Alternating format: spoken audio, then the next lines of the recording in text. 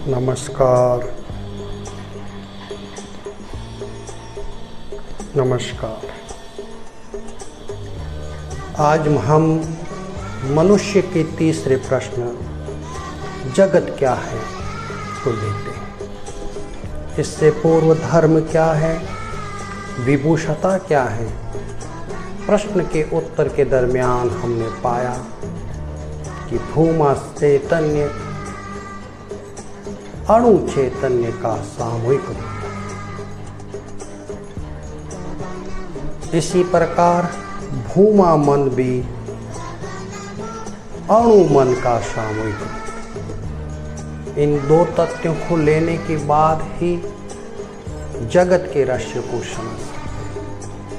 आनंद मार्ग के प्रारंभिक दर्शन की पुस्तक में 60 पेज के प्रवचन में भगवान श्री श्री आनंद मूर्ति जी ने इस प्रश्न का जवाब दिया।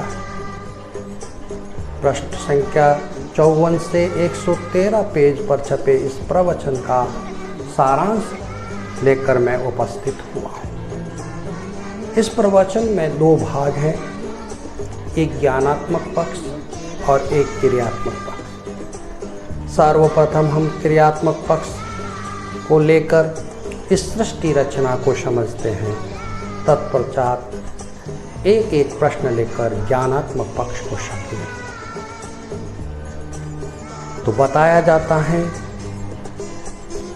कि निगुण के किसी प्रदेश में प्रकृति क्रियाशीला हुई और प्रकृति के सत्वगुण प्रभाव से निगुण पुरुष गुणान्वित होकर महतत्व की अनुभूति। पहली बार मैं हूँ का बोध जगा, कालांतर में रजोगुण के प्रभाव से महत भावित हुआ और गुणान्वित हुआ और महत के अंदर अहम तत्व की सृष्टि हो और क्रिता का भाव सब्जेक्टिव आई ने जन्म लिया।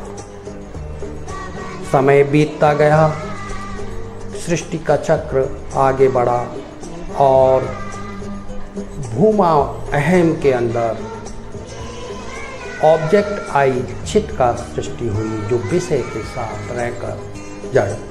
तो ये था भूमा मन और इसको हम सर्वसत्य मानते हुए आगे बढ़ते हैं तो सृष्टि के विकास कर्म को समझते हैं। चित्त के ऊपर तमोगुण का प्रभाव चलता रहा और चेतन जड़ में परिवर्तन होकर सबसे सूक्ष्म व्योम तत्व का सृष्टि की। इस व्योम तत्व में शब्द तन्मात्र वहन करने की शक्ति थी और उसी के माध्यम से यह आगे बढ़ता गया। इसको शून्य अथा ईथर भी कहा जाता है। तमोगुण का प्रभाव व्योम तत्व पर पड़ता गया जिससे व्योम तत्व के भीतर किसी प्रदेश में वायु तत्व का सर्जन हुआ। यहाँ शब्द के साथ स्पर्श का भी अनुभव हुआ और गैसीय वातावरण निर्मित हुआ। कालांतर में वायु तत्व पर तमोगुण के प्रभाव के स्वरूप अग्नि तत्व का सर्जन हुआ। अग्नि तत्व में शब्द स्पर्श के साथ रूप तन्मात्र दिखा गया। इसी तरह अग्नि तत्व पर तमोगुण के प्रभाव स्वरूप जल तत्व की सृष्टि हुई।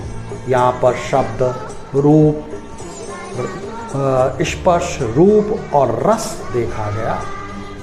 अंतोत्कत्वा प्रसृष्टि का पहला कर्म क्षिति तत्व के निर्माण के साथ पूर्ण हुआ। जल तत्व पर तमोगुण के प्रभाव से क्षिति तत्व या पृथ्वी तत्व की उत्पत्ति हुई। यहाँ शब्द, स्पर्श, रूप, रस और गंध सभी तन्मात्राएं देखी गई। इस प्रकार ये सृष्टि निर्माण का प्रथम चक्र संचर धारा पूर्ण हुई और चेतन पुरुष चरम जड़ अवस्था में पहुंच गया। यहाँ पर पुरुष और प्रकृति दोनों ही जड़ अवस्था में थी। प्रश्न यहाँ उठा, क्या सृष्टि यहीं रुक गई थी? लेकिन जागतिक विकास देखते हुए हम ये नहीं कह पाए कि सृष्टि यहाँ रुकी। जीव जंतुओं का हम देख रहे हैं तो इसी स्थिति तत्व पर तमोगुण का प्रभाव हुआ और प्रभाव के चलते हुए स्थिति तत्व सूक्ष्म भूतों में रूपांतरित हुआ और इन्हीं सूक्ष्म भूतों में तमोगुण के प्रभाव के चलते हुए जीव देह, जीव मन और जीव प्राण की सृष्टि हुई। क्रमशः जीव देह, जीव प्राण और जीव मन की सृष्टि हुई। काल की गति बताती है कि इस सृष्टि पर पहला जीव के रूप में कायिक का सर्जन हुआ और इस तरह से दर्शन शास्त्र बताता है कि अनग्रस जीव दे और लता गुल जिसमें केवल चित्त थे वैसे जीव आए। विज्ञान की भाषा में इनको एक कोशिकीय जीव कहा जाता है। कालांतर में अनग्रस जीव देह से कुछ उन्नत लेकिन अनग्रस जीव देह और लता गुल जिसमें चित्त और अहम का विकास था, ऐसे जीवों की उत्पत्ति ये पादप वर्ग और अंडज जीवों की श्रेणी में आते हैं और कुछ जरायु जीव भी इसी श्रेणी के थे। कालांतर में मनुष्य में प्राग्रेसर भाव, कालांतर में सृष्टि के जीवों में प्राग्रेसर भाव जीव और लता गुण में उत्पन्न हुए जिसमें चित्त, अहम और महत तीनों का विकास देखा है। सृष्टि के इस कर्म विकास के अंतिम स्थिति में मनुष्य का सर्जन हुआ और मनुष्य में यह अनुभव करने लगा कि मैं हूँ का बोध स्पष्टकरण हुआ। उनमें अणु चैतन्य का अनुभव भी हुआ, लेकिन यह प्रश्न उठता है कि क्या अणु चैतन्य मनुष्य या जगत के सापेक्ष है? तो पहले ही सर्वसिद्ध है कि अणु चैतन्य सर्वनिरपेक्षता है। इसका अस्तित्व जब मनुष्य नहीं था तब भी था, जीव जगत नहीं था तब भी था, जड़ में भी था, चीटी में भी था, वायु में भी था, अग्नि में भी था और जल में भी था और आकाश में भी था और आकाश तत्व से पहले भी अणु चैतन्य था। तो इस प्रकार हमने दर्शन में पाया था कि अणु चैतन्य का ही समष्टि रूप या सामूहिक रूप या सामूहिक चैतन्य भूमा चैतन्य कहलाता। तो क्या प्रश्न उठता है, क्या भूमा चैतन्य अणु चैतन्य के सापेक्ष हैं?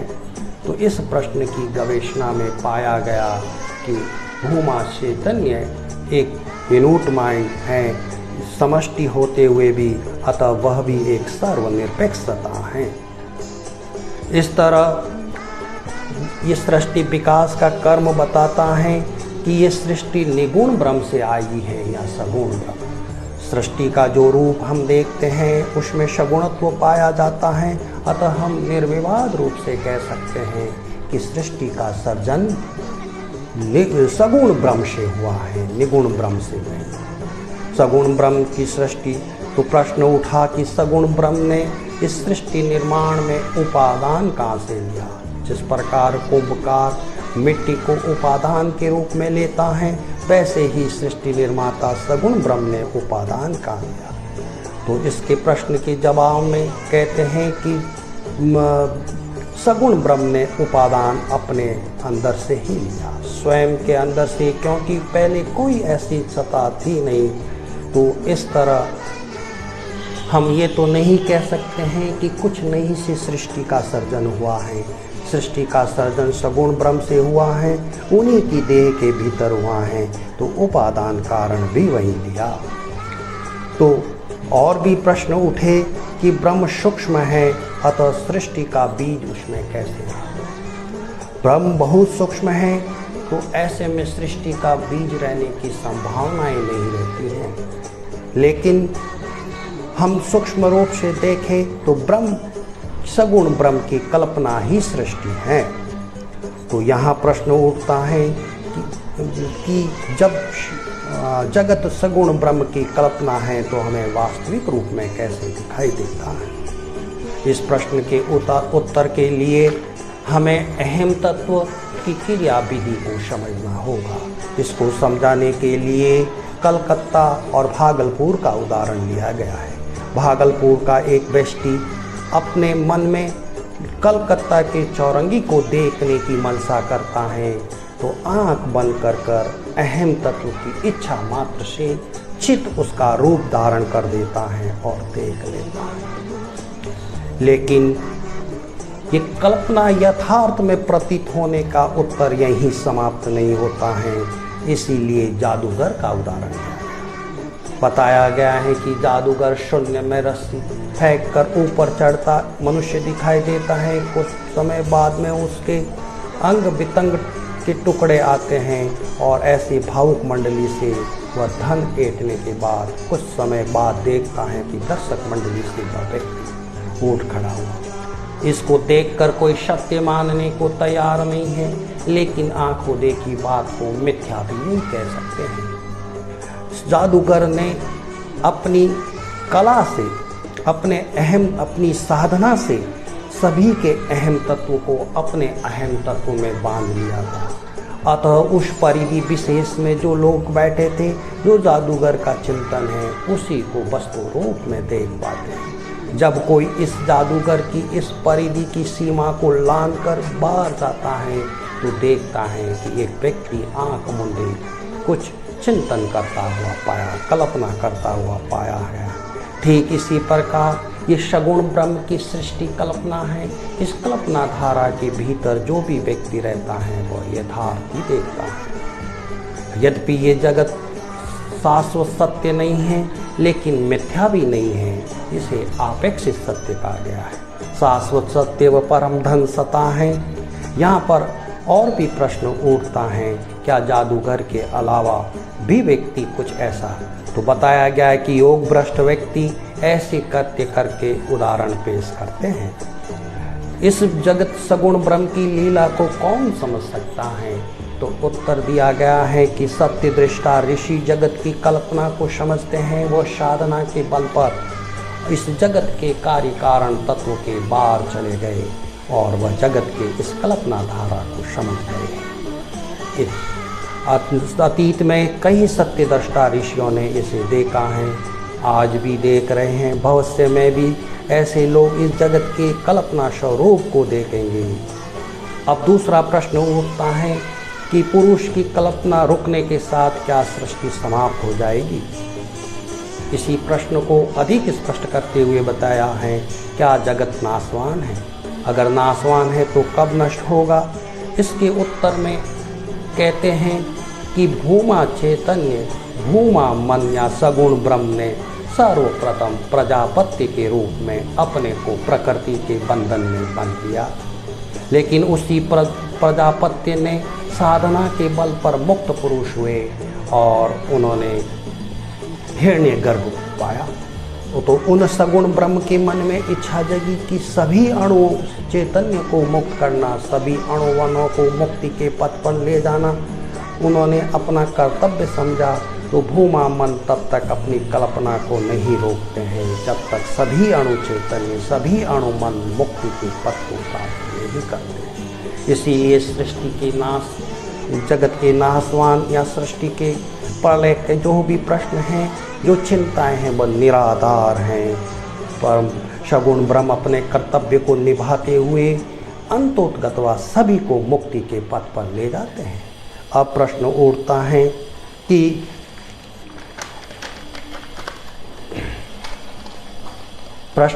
है कि जीव की उत्पत्ति कैसे हुई? इसके संदर्भ में हमने पहले ही बताया है कि तब स्थिति तत्व पर तमोगुण के प्रभाव स्वरूप जड़ चेतन में बदल गया और सृष्टि की दूसरी धारा प्रतिसंचर धारा पूर्ण हुई, मनुष्य में जाकर ही। एक दिन बताते हैं कि सभी जड़ चेतन हो जाएंगे। बालू कण का उदाहरण देते हुए बताता है कि ये बालू कण भी एक दिन मानवीय चेतना को धारण करेगा। प्रश्न उठता है कि इस पूरे सृष्टि चक्र में सगुण ब्रह्म सृष्टि की रचना में लगे हैं, नगुण ब्रह्म अपने आप को परे, तो ऐसी स्थिति में मुक्तिदाता कौन मनुष्य के मुक्ति के पद? वह मुक्त पुरुष हिरण्यगर्भ, सगुण ब्रह्म मुक्त होकर हिरण्यगर्भ बने। वह मुक्त पुरुष ही समय पर जब देखते हैं कि किसी ग्रह विशेष में, तो वह आते हैं। जब आनंद सूत्रम की रचना हुई तो इसे स्पष्ट करते हुए बताया गया कि भाव भावातीत सेतु तारक ब्रह्म। तो तारक ब्रह्म जो मुक्त पुरुष हैं, जो अपनी इच्छा से सगुण ब्रह्म के रूप में आते हैं और वही मनुष्य को मुक्ति के पथ पर ले जाते हैं। तो इस प्रकार हमने इस 60 पेज के प्रवचन को संक्षिप्त में समझा कि भूमा चैतन्य से भूमा मन, उससे पंचमहाभूत और पंचमहाभूतों से जीव जगत की सृष्टि हुई। सृष्टि के अंतिम कर्म में मनुष्य का सर्जन हुआ। व्योम तत्व इस सृष्टि का पहला तत्व था और मनुष्य इस सृष्टि का अंतिम तत्व है। और मनुष्य ही अपने विकसित चैतन्य के कारण साधना के बल पर मुक्ति के पथ को संधान करते हैं और अंतोत्कतवान निगुण ब्रह्म में अवस्थित होकर मोक्ष को प्राप्त करता है। यही सृष्टि चक्र है, यही जगत क्या है का उत्तर है। आगामी प्रश्न होगा मैं कौन हूँ, उसके साथ हम आनंद मार्ग के प्रारंभिक दर्शन में दिए गए उत्तर को समझने की चेष्टा करेंगे। तब तक नमस्कार।